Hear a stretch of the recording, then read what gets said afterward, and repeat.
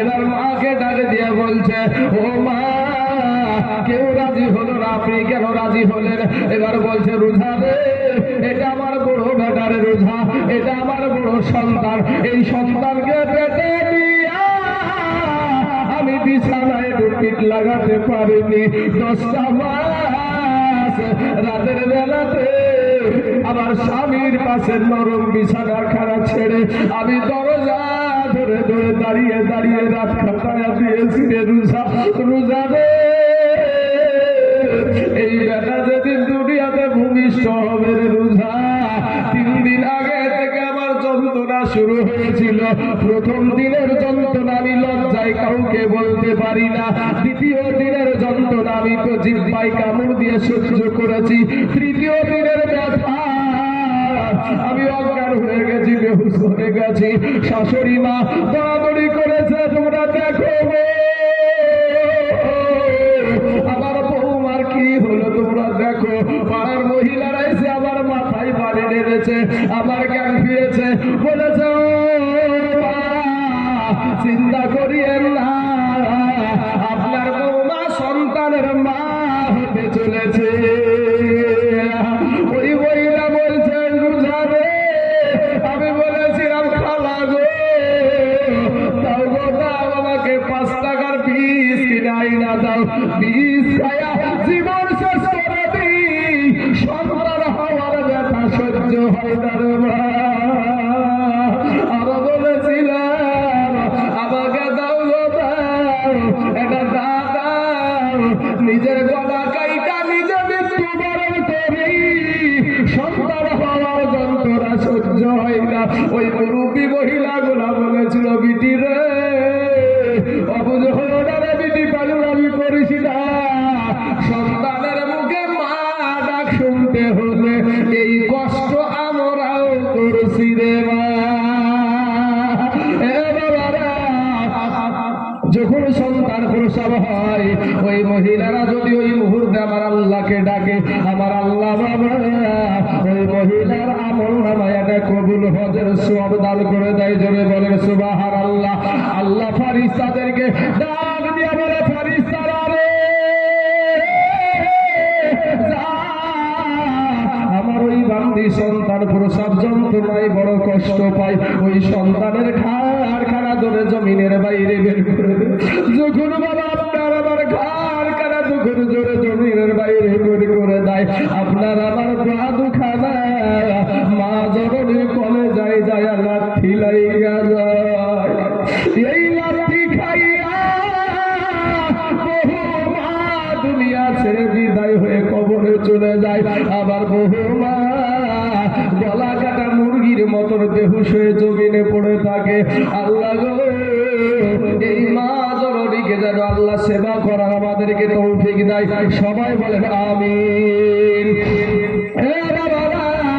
আমার সোনা মালিকেরা, আমার একটা বন্ধু আছে বাবা, টুনকুল দিয়া নার্সিং হোমের ডাক্তার বাবা, ওর কাজ হলো শুধু মহিলাদেরকে সিজার করা বাবা। ওই বন্ধুর সাথে একদিন বসা আছি, বন্ধুকে বললাম, মায়ের একটু কথা বলেন না বাবা, আপনি তো বলে ও আমার মনিরুল ভাই, একটাবার বলেন না মাকে কেমন করে সিজার করা হয়। বলছে, ভাই রে, ওই সমস্ত কথা কার সামনে বলবো, যারা সন্তান হইয়া মাকে কষ্ট দেয়। বিবেককে প্রশ্ন করে যুবক, আল্লাহ তোর বিবেক দিয়েছে, তোর বিবেকের আদালত দিয়ে আবার বিচার কর। আবার আল্লাহ মাকে মা ডাক শোনানোর জন্য মা কত কষ্ট করে। এবার দেখেন বাবা, যেই মহিলাটার সিজার হয়, আপনি ভাবছেন এটা একটু কাটে না রে ভাই, না, মা জননীর কমসে কম এতটা জায়গা কেটে ফেলে। এর যুবক, তোমাকে তোমার মুখে মা ডাক শোনার জন্য মা জননীর একটা বাবা নিখুঁত পেট, ওই পেট খানা মা কেটে ফেলতে দেয়। কারণ কি? কারণ সে সন্তানের মুখে মা ডাক শুনবে, তার স্বামীকে বাবা ডাক শোনাবে। এর যুবক, তোমার মায়ের জন্য কি কেটেছো বলো? তোমার মা কবরে শুয়ে আছে, আজকে মায়ের জন্য একটু দান করতে পারো না, মায়ের জন্য কবর জিয়ারত করতে পারো না, আজ মা জননীর জন্য একটু দোয়া খাইর করতে পারো না। যুবক রে, ওই মনিরুল ডাক্তার বলছে, ভাই তারপরে সন্তানটা যখন উঠানো হয়, সন্তানটা উঠানোর পরে এবার বাবা এখনকার মহিলাদের সিজার হয়, কিন্তু অজ্ঞান করা হয় না বাবা, অজ্ঞান করা হয় না। এবার ওই বাবাজি তার জ্ঞান আছে, সব কিছু আছে। মা জননী তাকায়া দেখছে পাশে বাবা অস্ত্র রাখা আছে, চাকু আছে, ছুরি আছে, বাবা অস্ত্র আছে। মা জননী চিন্তা করছে, আমাকে তো এই যায় অস্ত্র দিয়ে কাটবে, আমাকে তো এই অস্ত্র দিয়ে আমাকে তো আমার পেটটাকে কেটে ফেলবে। এরপরও বাবা ভয় করে একটাই মনের তামান্না, সন্তানের মুখে মা ডাক শুনবে। এমন সময়তে হে যুবক ভাইরা, আমার সোনা মানিকেরা, ওই সন্তানটা যখন উঠায় আমাকে দেখায়, ওই ডাক্তার বলছে সাথে সাথে মা জননী আনন্দিত হয়ে যায়, হাসি দিয়ে দেয়। জোরে বলেন সুবহানাল্লাহ। আমার যুবক ভাইরা, রুজা সাহেব যখন ওই মৌলভী সাহেব বলছে ভাই এবার উঠো, তখন বড় বেটা বলছে হারে চাচা কি বলছে রে, ভাই উঠো, মানে মানে বড় বেটার বাপকে ডাকছে, ভাই উঠো।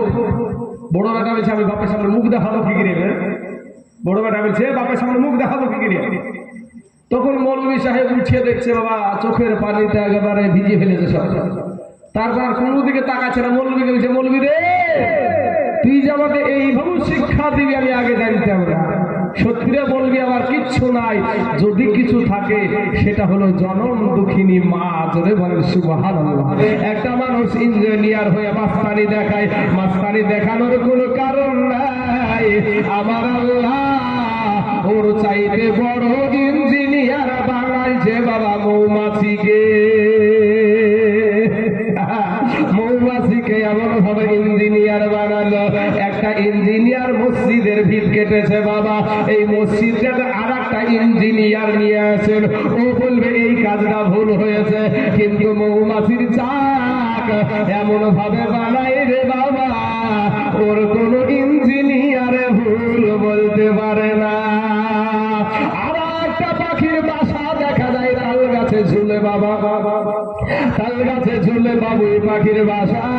কে বুদ্ধি দিয়েছে, কত বড় ইঞ্জিনিয়ার রে বাবা, ওর কোনো পিলার লাগে না, ওর কোনো বাবা ঠেকানো লাগে না, এমন ভাবে ঝুলতেছে আপনি যে সরাসরি পাকে পাখাটাকে বাসাটাকে আপনি ভেঙে ফেলবেন, হবে না বাবা। এমন ভাবে এটাকে সিলাই করা থাকে, আপনি খুলতে গেলেও আপনি খুলতে পারবেন না। এত বড় ইঞ্জিনিয়ার একটা পাখিকে আল্লাহ বানায়া দিয়েছে, এত বড় আপনার ইঞ্জিনিয়ার আমার আল্লাহ মাছিকে বানায়া দিয়েছে। ও মুসলমান যুবকেরা, আমার জেনারেল শিক্ষিত ভাইয়েরা, জ্ঞানের কোনো বাহাদুরি দেখায় না রে বাবা, তুমি নিজের জ্ঞানের কোনো বাহাদুরি দেখায় না। তাই জুলকে বলেন, তাই তোমার এই বক্তব্যের বাহাদুরি নাই। আমার চাইতে বাবা কত শিশু ছোট ছেলেও কিন্তু ভালো পারে। আল্লাহ কাকে দিয়ে যে কখন কি করে আল্লাহ ভালো জানে। ওয়ামা কারু ওয়ামা কারাল্লাহ ওয়াল্লাহু খায়রুল মাকিরিন। যুবক রে, ও যুবক ভাইয়ের আমার সোনা মালিকেরা, ফিরে আই ভাই। আজ টাকা হয়ে গেলে টাকার বড়াই করো রে বাবা, আজকের টাকা হয়ে গেলে এই জায়গাতে বাবা কোটি টাকার মালিকেরা আসতে চাই না রে বাবা। সোনা মালিকেরা আমার ভাই জানেরা, অথচ আমার আল্লাহ পাক রব্বুল আলামিন সাদ্দাতকেও টাকা দিয়েছিল, দেয়নি না দেয়নি বাবা? সাদ্দাতের মতন টাকা আছে নাকি বাবা? সাদ্দাতের মতন টাকা নাই। এ যুবক, তোমার চাইতে বড় মস্তান ছিল ফেরাউন, তোমার চাইতে বড় মস্তান ছিল নমরুদ, তোমার চাইতে বড় মস্তান ছিল আবু জেহেল, আবু লাহাব। তুমি বলছেন কোটি টাকার মালিক দেখো, এ অভাব হয় না দূর, আর গরিব ঘুমায় আরাম করে মনটা বাহাদুর। ফেরাউনের লাশটা দেখো, এ ফেরাউনের লাশটা দেখো, এ মিশর জাদু ঘরে খাইনা মাটি পোকা মাছি সবাই ঘৃণা করে। হৃদয় থাকিতে যার এ নম্রতা সদায়া, রহমত আসিবে সেটা প্রভুর ওয়াদায়া। বড়র বড়াই থাকলে দিলে, এ বড়র বড়াই থাকলে দিলে, এ রহমত আসবে না, আর নিজেকে নিজে ছোট মনে করিও সদা। উঁচু জমিন থেকে পানি, উঁচু জমিন থেকে পানি নিচু জমিনে যায়, তেমনি কইরা খোদার রহমত আসে নম্রতা হৃদয়। ভোগ বিলাসের বাড়ি গাড়ি, ভোগ বিলাসের বাড়ি গাড়ি পড়ে রবে সব, থাকতে সময় স্মরণ করো আল্লাহ আমার রব। বুঝলে বুঝপাতা ভাই, না বুঝলে তেজপাতা। এই অসুস্থ অবস্থায় যে বলছি বাবাজি, আমার বের হচ্ছে, তারপর কঠিন শক্তি দিয়ে বের করতে হচ্ছে বাবা। তারপর আপনাদেরকে বলি একটু বুঝেন না, আমি কষ্ট হোক, তারপর আপনারা আমার কালেমার ভাই, মুসলমান ভাই, ফিরে আসেন ভাই, তওবা করেন, আল্লাহর কাছে ক্ষমা চান ভাই। মুসলমানের অবস্থা ভালো না রে বাবা, মুসলমানদের অবস্থা ভালো না বাবা। মুসলমানেরা সারা পৃথিবীতে কোন ভাষা বাবা, সারা পৃথিবীতে মুসলমানদেরকে মারছে বাবাজি। মুসলমানেরা লাঞ্ছিত, বঞ্চিত, পদধলিত। আজকে মা জননীরা আপনারা ভাবছেন যে আজ আমাদের কিছু টাকা হয়েছে, নিজেকে খুব মহান মনে করছেন মা, নিজেকে সবসময় ছোট মনে করেন, আল্লাহর গোলাম মনে করেন মা গো। কখন জানি আপনার আমার প্রতি আক্রমণ শুরু হয়ে যায়, বিজেপি শাসিত যদি হয়ে যায়, তাহলে জেনে রাখবেন মুসলমানদের বড় কষ্টের দিন সামনে আসছে। শাহ কাশ্মীরি রহমতুল্লাহ আলাই বলেছেন, শাহ কাশ্মীরি রহমতুল্লাহ আলাই বলেছেন যে এই ভারতবর্ষের জমিনে মুসলমানদের লাশ কাতারে কাতারে পড়ে থাকবে। এই দ্বিতীয় বিশ্বযুদ্ধ দেখবেন এই ভারত থেকে শুরু হবে।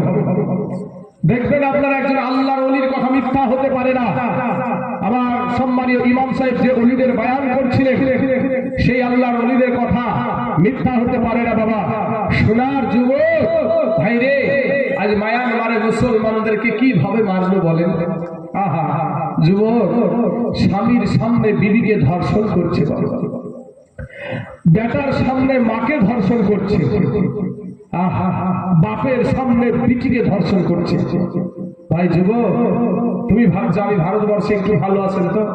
আপনার মতন, আপনার চাইতে দেখেন নদিয়ার জমিনে আমাদের পার্শ্ববর্তী জেলা, এই মুর্শিদাবাদের পরই হচ্ছে আপনার বীরভূমের পরে মুর্শিদাবাদ, মুর্শিদাবাদের পরে হলো নদিয়া। নদিয়াতে অনেক মসজিদে ভাই আজান হয় না, অনেক মসজিদে আজান দিতে দেয় না ভাই। তুমি মাস্তানি করো ভাই রে। আজ তুমি কোন নায়ক কিভাবে চলছে, কোন খেলার প্লেয়ার কিভাবে চলছে, এই সমস্ত নাপাক ব্যক্তিদেরকে তোমরা কাজে লাগাচ্ছ। দাঁড়িয়ে পেশাব করো মুসলমানের ছেলে, তুমি এমন প্যান্ট শার্ট পরছো যে প্যান্ট পরে তোমার বসার কোনো সুবিধা জায়গা নাই, তুমি কি করছো? দাঁড়িয়ে দাঁড়িয়ে পেশাব করছো। তোমার চাইতে কুত্তার চাইতে তুমি নিকৃষ্ট, এটা কুত্তার চাইতে তুমি নিকৃষ্ট। এটা কুত্তা দেখবেন, চোর দেখলে, ডাকাত দেখলে ঘাউ ঘাউ করে, কিন্তু যখনই বাড়ির মালিক আসে তখন আর ঘাউ ঘাউ করে না, ল্যাজ লড়াই। কারণ কুত্তাটাও চিনহে যে এইটা আমার মালিক, এই আমাকে খাবার দেয়। কি চাচা? কিন্তু আজ সেই আল্লাহকে তুমি মানো না, যেই আল্লাহ আপনাকে আমাকে মায়ের গর্ভে খাবার দিয়েছে। তুমি ভাবছো আজ আমাদের সম্মানীয় ভাইজান বলছে যে নামাজ পড়তে আসো না ভাই, কি নামাজ পড়তে আসো না বাপ, তো বলছে তুমি কাজ দিয়ে আমি সময় পাইনি, কি করবো? আচ্ছা না এরকম নাই? এই ভাইয়ের কথা বলেন না কেন? এরকম আছে তো, কাজ নিয়ে সময় পাই না। এবার বলেন, মায়ের পেটে আপনাকে কে খাবার দিয়েছিল? আপনার বাবা? আপনার আমার বাবা দিয়েছিল? আমাদের মমতা ব্যানার্জি বোধহয় খাদ্য সুরক্ষার কার্ড দিয়েছেন নাকি? মায়ের গর্ভে বাচ্চা জীবিত থাকে তো, মায়ের গর্ভে বাচ্চা জীবিত থাকে, মায়ের গর্ভে বাচ্চা নড়াচড়া করে। আমরা বিবির স্বামী, অর্থাৎ আমরা যারা বিবাহিত, তারা জানি যে আমাদের সন্তান যখন আমার বিবির পেটে ছিল তখন বিবির বলেছে যে আমার বাচ্চা আমার যাতে লড়ছে, এরকম কথা বলেছে না ভাই? হ্যাঁ বলেছে। তাহলে জীবিত আছে তো, জীবিত থাকার জন্য ভাই খাবারের প্রয়োজন হয়, খাবারের প্রয়োজন হয়। খাবারটা কে দিল? তুমি বলছো কাজ নিয়ে আমি সময় পাচ্ছি না, ইনকাম কি করবো? ইনকাম হচ্ছে না, বাড়ি ঘরে খাবার নাই। আরে ভাই 2 বছর লকডাউন চলেছে, কটা মানুষ না খাওয়া দাওয়া করেছে? মিথ্যা কথা বলে শুধু। হ্যাঁ, কটা লকডাউনে কটা মানুষ না খেয়ে মরে গেছে, হুইটে মরে গেছে, কিনে ব্যাপার আলাদা। না খাওয়া বকরে কেউ মরে নি। ব্রাদার ইসলাম কিন্তু আপনি আমি যখন মায়ের গর্ভে ছিলাম তখন আমার আল্লাহ খাবার দিয়েছে। জোরে বলেন একবার সুবহানাল্লাহ। এই যুবকেরা ভাই, আমরা যখন মা জননীর গর্ভে ছিলাম, খাবারটা কি? এই খাবার আমার আল্লাহ বলছে বান্দারের তোকে আমি পাঠাবো দুনিয়াতে, এর জন্য কয়েক বছর আগে তোর জন্য আমি খাবার রেডি করে রেখেছি। জোরে বলেন সুবহানাল্লাহ। 13 থেকে 14 বছরে আপনার আমার মা আপনার আমার বোনের 13 থেকে 14 বছরের ভিতরে একটা মাসে মাসে একটা অসুখ হয় না মাসে মাসে তারিখ বাই তারিখ একটা অসুখ হয়। যখন মহিলার পেটে বাচ্চা চলে আসলো, কোনো ডাক্তারের প্রয়োজন হয় না, কোনো সার্জনের প্রয়োজন হয় না, অটোমেটিক ওই রক্তটা বন্ধ হয়ে যায়। কথা ঠিক না ঠিক না? অটোমেটিক ওই রক্তটা বন্ধ হয়ে যায়। কোথায় গেল রক্তটা? রক্তটা কি করলো? আমার আল্লাহর ফারিস্তা দিয়ে মা জননীর নারীর সাথে আর বাচ্চার নাভির সাথে সেট করে দিয়ে ওই রক্তটা বাচ্চার শরীরে পুশ করে আল্লাহ পাক তার বান্দাকে মায়ের গর্ভে জীবিত রাখে। জোরে বলেন সুবহানাল্লাহ।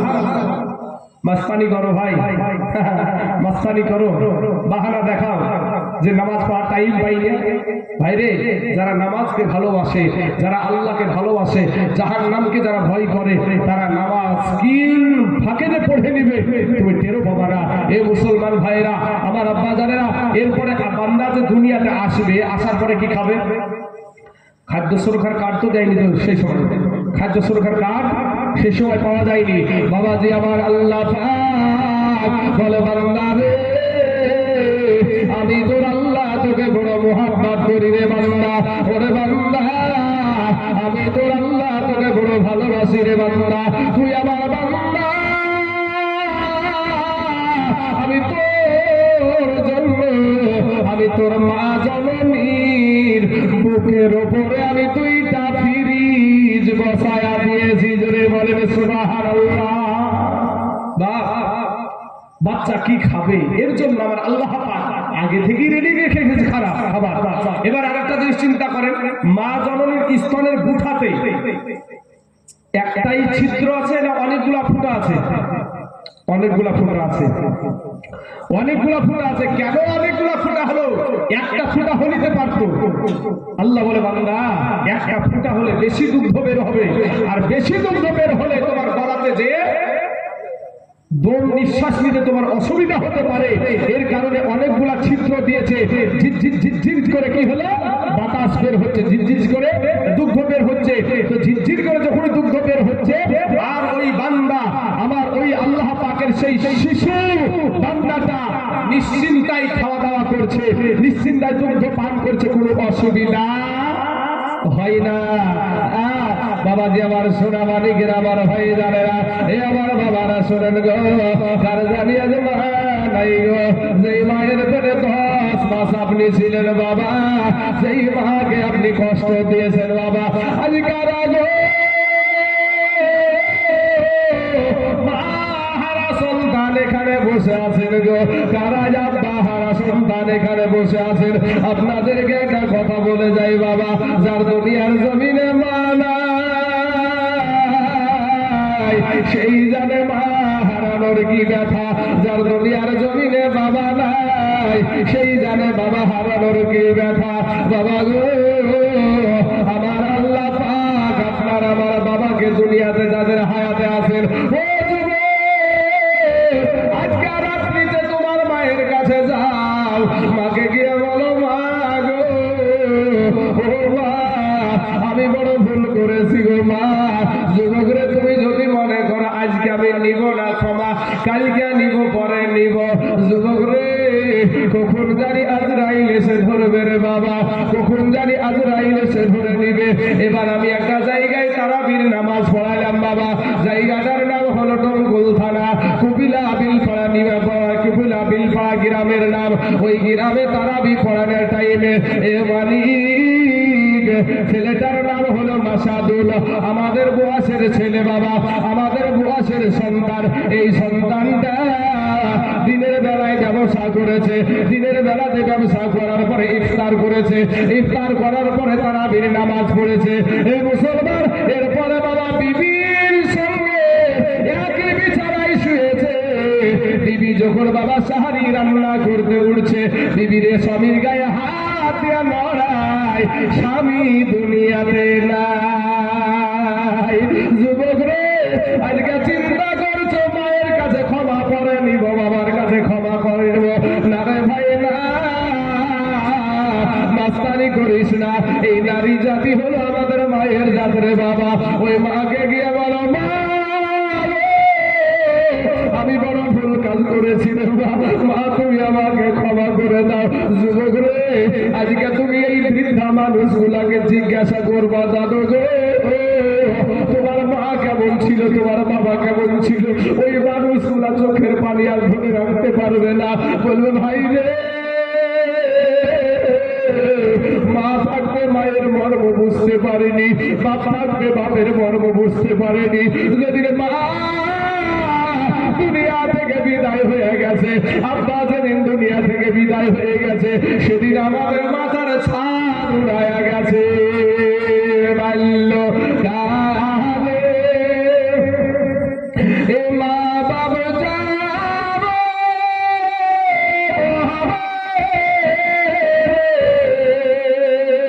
তাহার মতো দুঃখী নাই রে জগতে।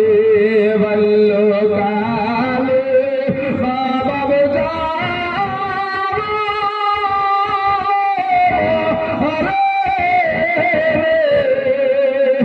তাহার মতো দুঃখী নাই রে জগতে।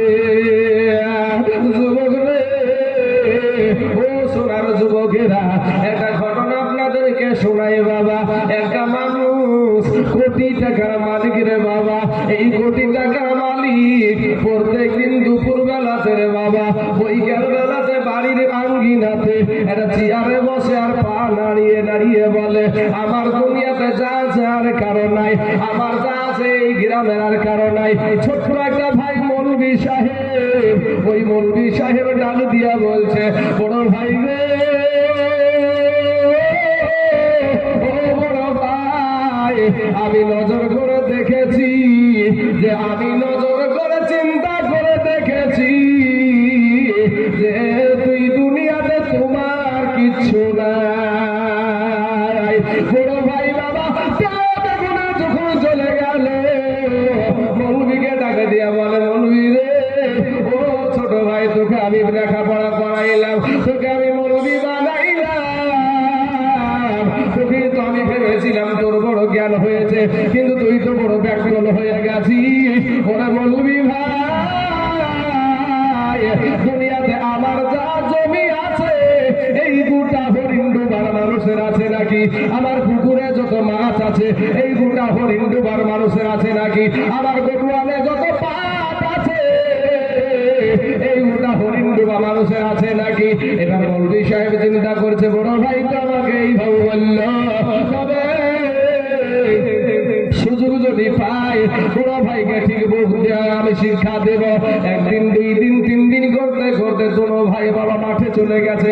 মাঠে যাওয়ার পর মাঠের একটা জায়গাতে দুই ভাই বসে আছে। ভাইকে ডাকে দিয়ে বলে, বড় ভাই, একটা কথা বলবো, মানবা নাকি গো? বড় ভাই, আমরা দুইটা মায়ের পেটের ভাই, একটা কথা কি আমার শুনবা? বলে, কি কথা বল না রে মৌলভী সাহেব, একবার বল, আমি মেনে নিব। বলে, ভাই গো, আমার কথাটা যদি মানো তুমি বড় উপকার হয়ে যাবে, তোমার বড় উপকার হয়ে যাবে। ও বড় ভাই, তুমি একটা শিক্ষা পেয়ে যাবা। বলে, কি কথা? বলে, বড় ভাই গো, তুমি এই জায়গাতে তুমি ভিজা মাটিতে শুয়ে যাবা, আমি তোমাকে একটা চাদর দিয়ে ঢেকে দিব। এই চাদর দিয়ে ঢেকে দেওয়ার পরে আমি তোমার পাশে বসে বসে কাঁদবো। কি বলে কাঁদবো? যে আমার তোমরা কে কোথায় আছো গো, এখানে দৌড়ে এসো, এখানে আমার ভাইকে সাপে কেটেছে, আমার ভাই মারা গেছে, আপনারা দৌড়ে আসেন। মানুষ বাবা ছুটাছুটি করে আসবে। এবার বড় ভাই বলছে, তাতে কি হবে? বলে, সেটা তুমি পরে বুঝবা। তবে বড় ভাই, আমি মৌলভী সাহেব যতক্ষণ পর্যন্ত তোমাকে উঠতে না বলবো ততক্ষণ পর্যন্ত তুমি উঠবা না। বলে, কি হবে? বলে, সেটা পরে দেখতে পাওয়া যাবে।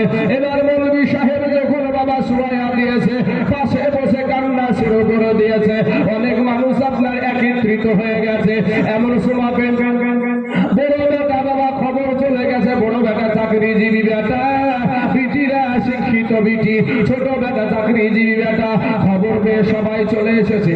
আসার পরে বলছে, মৌলভী সাহেব, চাচা গো, আমার আব্বা জানের চেহারা থেকে কাপড়টা সরাইয়া দাও, আমার আব্বার চেহারা খানা একটু দেখে নি, আমার আব্বার চেহারা খানা শেষবারের মতো দেখে নি।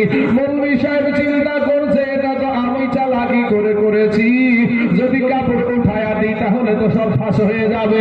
বলছে বেটা রে, ও বেটা, বড় বেটা, শোন, তোমার আব্বুকে বিষধর সাপে কামড়ায় আছে, ওতে যেই হাত লাগাবে তার শরীরে বিষ লাগবে। অতএব তোমার যদি দেখার ইচ্ছা হয় তুমি নিজে ওই কাপড়টা উঠায়া মুখখানা দেখে নাও। বড় বেটা বলে চাচা দরকার নাই, তাহলে ঠিক আছে ঢাইকা রাখেন। ছোট বেটাও দেখতে রাজি না। এমন সমাজে বাবা বৃদ্ধা মানুষগুলা দেখবেন এমন এমন একটা কথা বলে কাজে লেগে যায়।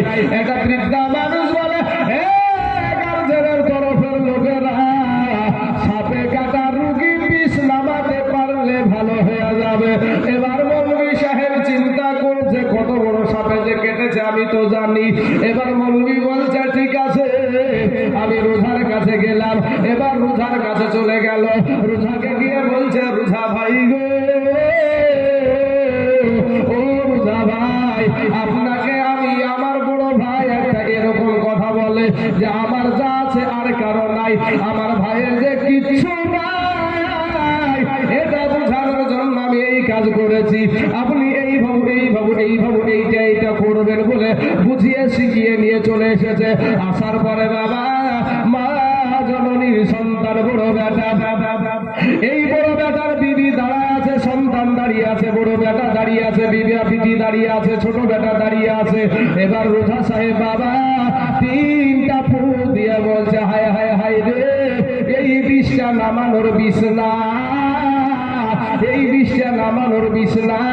তবে এবার বড় বেটা বলছে, রোজা রে, এত টাকা পয়সা ধন দৌলত অট্ট লোকে দিয়ে আমরা কি করবো? আমাদের বাবা যদি না থাকে, আমাদের বাবাকে বাঁচার। এবার বড় বেটাকে রোজা ডাক দিয়া বলে, আপনি কে? ও বাবা তুমি কে হও? ইনার কে হচ্ছ? বলে এটা আমার বাবা, আর আমি হলাম তার বড় বেটা। যত টাকা লাগে লাগুক, এরপর আমার বাবাকে ভালো করতে চাই। রোজা বলে, বেটা রে, টাকার বাহাদুরি দেখায় না, টাকা দিয়ে তোমার বাবা ভালো হবে না। একটা লাইন আছে ভালো করার। বলে কি লাইন রে বাবা? বলছে, ও বড় বেটা শোনো গো, একটা লাইন হলো, তুমি তোমার বাবার পায়ের কাছে গিয়া দাঁড়াইবা, আমি বিষ নিয়ে গিয়ে তোমার গায়ে মারব, তোমার বাবা ভালো হয়ে যাবে আর তুমি মারা যাবা। বড় বেটা বলছে, ঢেকে রাখে, দরকার নাই, আমার যদি জানাজা করার দরকার হয় তাহলে জানাজা করলেন, আমার অফিসে কাজ আছে। আচ্ছা বলেন তো, বাপ কি শুনছে না? বাপ শুধু শুনে না, কান্দে কান্দে আর বলে, বেটা রে, ওরে বেটা, আমি তোর আব্বা, আমি লোকের জমিতে মুনিশ দিয়া পাড় দিয়া সারাদিন মারা হাড় ধরা খাটনি করে রে বেটা, আমি তোদের মুখে অন্ন তুলে দিয়েছি, খাবার তুলে দিয়েছি রে বেটা। আজ আমার এই দিনে তুই বলছিস রাজি না? বেটা রে, আমি বাজারে গিয়েছি রে বেটা, একটা জিনিস আমার খাইতে মন চাইছে রে বেটা, আমি খাইছি না, ওই টাকাটা দিয়ে তোর টিউশনের প্রাইভেটের টাকা দেব, ওই টাকাটা তোর স্কুলে খরচ দিব। বেটা রে, তুই আর রাজি না? ছোট বেটাকে জিজ্ঞাসা করে, ছোট বেটাও বাবা রাজি হলো না। এবার আপনার ওই বিবি যাই বলছে, রোজা সাহেব গো, আমার স্বামীকে ছাড়া আমি বাঁচবো না, আমার স্বামীকে আপনি বাঁচান। বলে আপনি কে? বলে উনার আমি বিবি। তাই নাকি? তো হ্যাঁ, তো আপনার স্বামীকে বাঁচানো যাবে, তবে একটা শর্ত আছে। বলে কি শর্ত? আপনি আপনার স্বামীর পায়ের কাছে দাঁড়াবেন, আপনার স্বামীর বিষ নিয়ে গিয়ে আপনার গায়ে মারবো, আপনি মারা যাবেন, আপনার স্বামী ভালো হয়ে যাবে। বলে রোজা রে, তোর হাতে ধরে পায়ে ধরি রে ভাই, খবরদার না, আমার যে কদিন আল্লাহ হায়াত দিয়েছে আমি দুনিয়াতে বেঁচে থাকি, ওর মৌতের টাইম হয়ে গেছে, তাই মরে গেছে, তাহলে মৌলবীকে থিয়া ওকে এখানে সাপে কাটলো। বাবাজি আমার সোনা মালিকেরা কেউ রাজি হলো না। রোজা বলছে মৌলবী সাহেব আর কেউ আছে নাকি?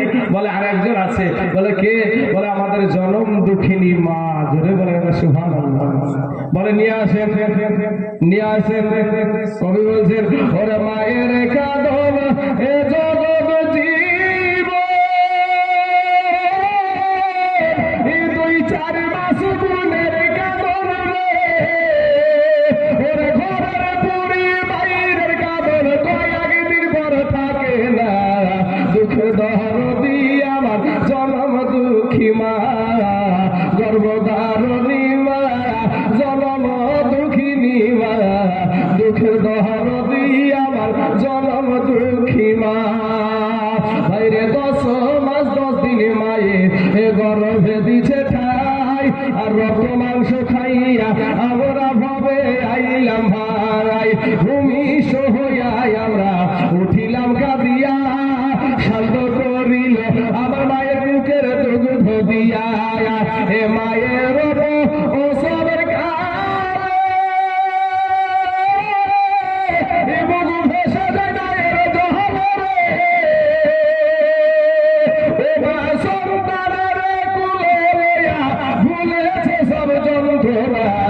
দুঃখের দরদি আমার জনম দুঃখী মা, গর্ভধারণী মা, জনম দুঃখিনী মা, দুঃখের দরদি আমার জনম দুঃখী মা। বাইরে হাতে পায়ে তেল মাইখা মা দিল শব্দ করি, আর পোষা পায়খানা আমরা মায়েদের কোলে করি।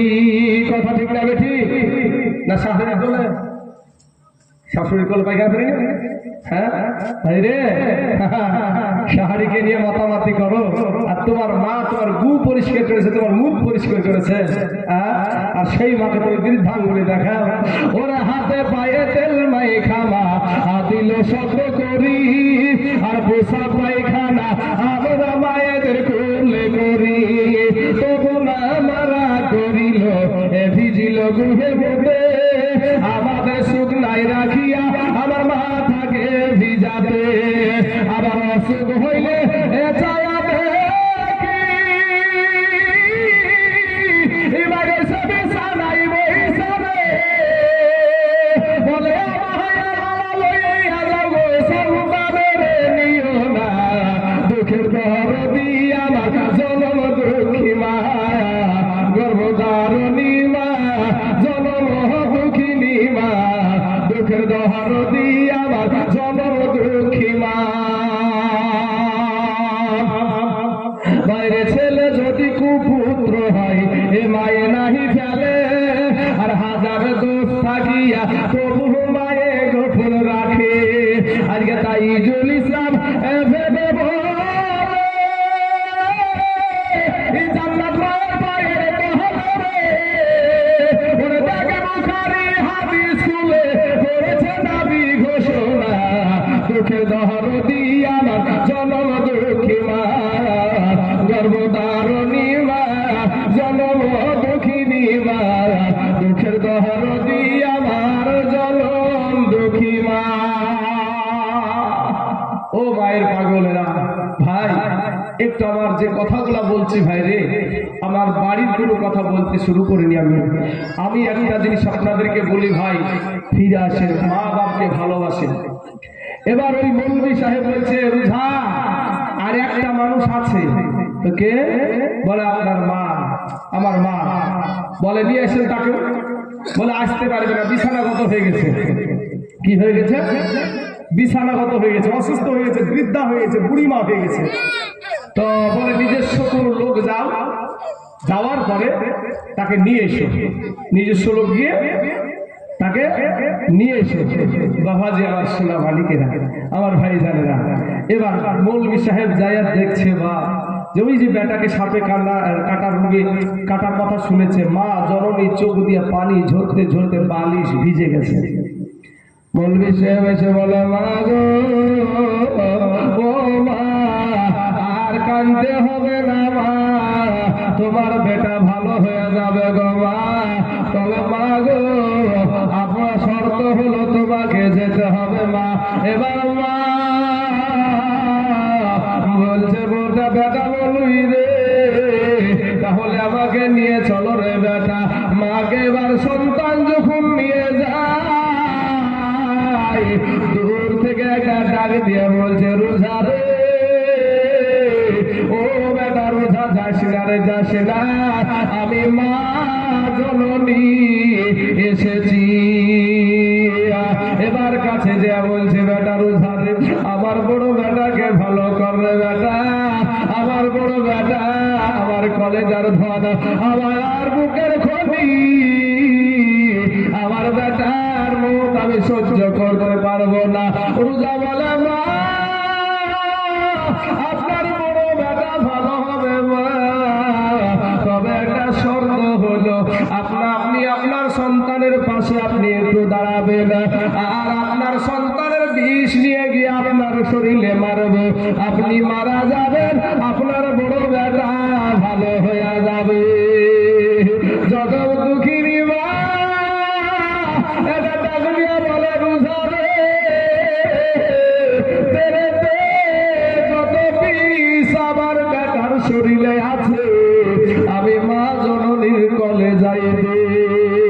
একটা জবাব বন্ধ রাখবেন না, জোরে বলেন না একবার সুবহানাল্লাহ। বলে বেটার উঠাবে, আমার বেটার শরীরে যত বিষ আছে আমি মা কলে যাই দে, আমি মহিলাও শান্তি পাবো, আমার বেটা দুনিয়াতে থাকবে, আমার বেটা দুনিয়াতে ভালো থাকবে, এটাই আমি মা চাই। বাবা গো আমার পর্দার আড়ালের মা খেলা যুবক ভাইয়েরা শুনে জানা রাতের বেলা সোনা মালিক রে, রোজাটা ডাক দিয়ে বলছে মা গো কেউ তো রাজি হলো না গো মা, আপনি কেন রাজি হলেন গো মা? এবার মা বলছে বেটা রোজা রে, এইটা আমার বড় বেটা রে, এইটা আমার প্রথম বেটা রে, এই বড় বেটাকে যখন আমি দুনিয়ার জমিনে আনব, আমার বেটার মুখের মা ডাকটা আমি শুনবো, আমার স্বামীকে আমার বেটা মা বলে ডাকবে, এটাই মনের তামান্না, এটাই মনের বাসনা। এই বেটাকে যখন আমি দুনিয়াতে নিয়ে আসার জন্য পেটে ধরলাম, আমি দুটো খেয়ে শান্তি পাইনি, আমি একটু বসে শান্তি পাইনি, 10 মাস 10 দিন যে কি কষ্ট হয়, এই দুঃখিনী মা ছাড়া শাশুড়ি বুঝে না রে যুবক। ও যুবক, এরা শাশুড়িকে সম্মান করা মানুষেরা শোনেন গো, যারা শাশুড়ি শালি নিয়ে শালা নিয়ে আনন্দ করো, মা জননী বাইরে তাকায় থাকে, আমার বেটা মনে হয় আমাকে 1 কেজি মাংস কিনা দিবে, আমার বেটা মনে হয় ঈদের দিনে আমার স্বামীকে একটা লুঙ্গি কিনে দেবে।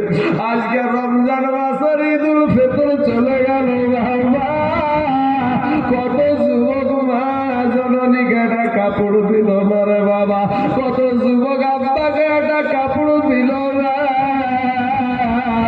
পুরাতন শাড়ি পরে পরে মা ঈদের দিন কাটায়া দিল।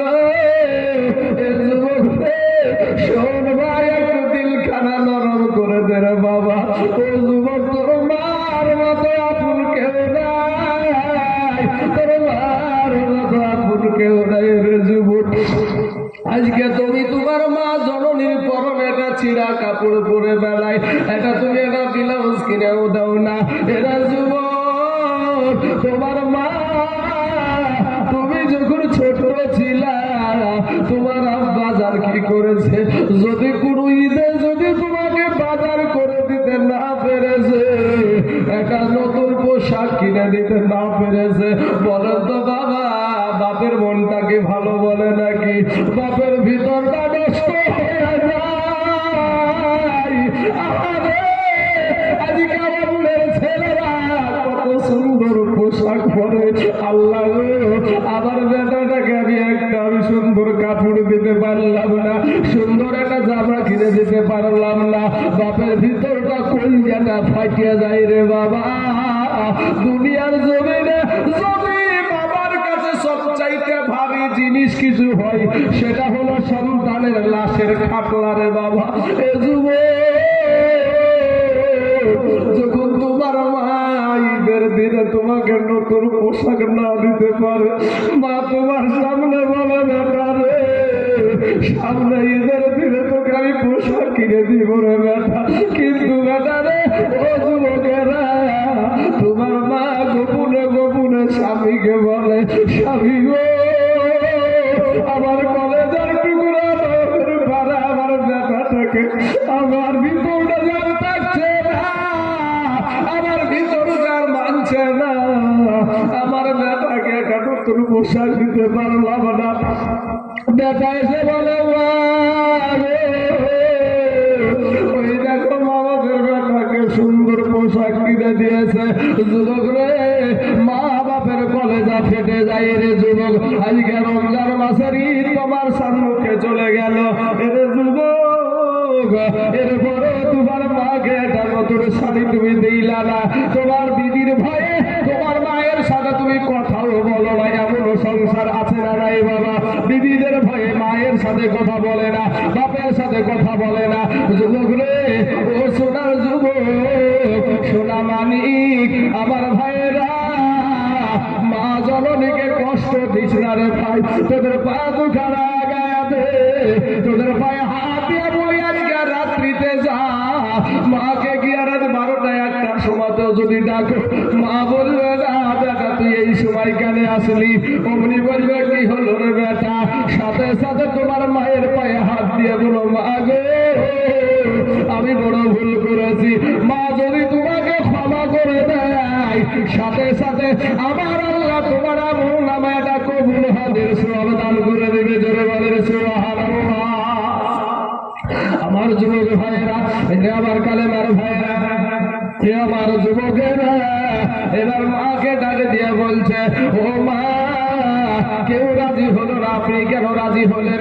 এবার বলছে রোজা রে এটা আমার বড় বেটার রোজা, এটা আমার বড় সন্তান, এই সন্তানকে পেটে দিয়া আমি বিছানায় পিঠ লাগাতে পারিনি 10টা মাস, রাতের বেলাতে আমার স্বামীর পাশে নরম বিছানা খানা ছেড়ে আমি দরজা ধরে ধরে দাঁড়িয়ে দাঁড়িয়ে রাত কাটায়া দিয়েছি রে রোজা। রোজা রে এই বেটা যেদিন দুনিয়াতে ভূমিষ্ঠ হবে রে রোজা, 3 দিন আগে থেকে আমার যন্ত্রণা শুরু হয়েছিল। প্রথম দিনের যন্ত্রণা আমি লজ্জায় কাউকে বলতে পারি না, দ্বিতীয় দিনের যন্ত্রণা আমি জিহ্বায় কামড় দিয়ে সহ্য করেছি, তৃতীয় দিনের ব্যথা আমি অজ্ঞান হয়ে গেছি, বেহুশ হয়ে গেছি। শাশুড়ি মা দৌড়াদৌড়ি করেছে, তোমরা দেখো আমার বৌমার কি হলো তোমরা দেখো। পাড়ার মহিলারা এসে আমার মাথায় পানি ঢেলেছে, আমার জ্ঞান ফিরেছে, বলেছে চিন্তা করিয়েন না আপনার বৌমা সন্তানের মা হতে চলেছে। ওই মহিলা বলছে রোজা রে আমি বলেছিলাম খালা গো তাও গো দাও আমাকে 5 টাকার পিস কিনাই না দাও, পিস খায়া জীবন শেষ করে দিই, সন্তান হওয়ার ব্যথা সহ্য হয় না রে মা। আরো বলেছিলাম আমাকে দাও গো দাও এটা দাও, নিজের গলা কাইটা নিজে মৃত্যুবরণ করি, সন্তান হওয়ার যন্ত্রণা সহ্য হয় না। ওই মুরব্বী মহিলাগুলা বলেছিল বিটি রে অবুঝ হলো না রে বিটি, পাগলামি করিস না, সন্তানের মুখে মা ডাক শুনতে হলে এই কষ্ট আমরাও করছি রে মা।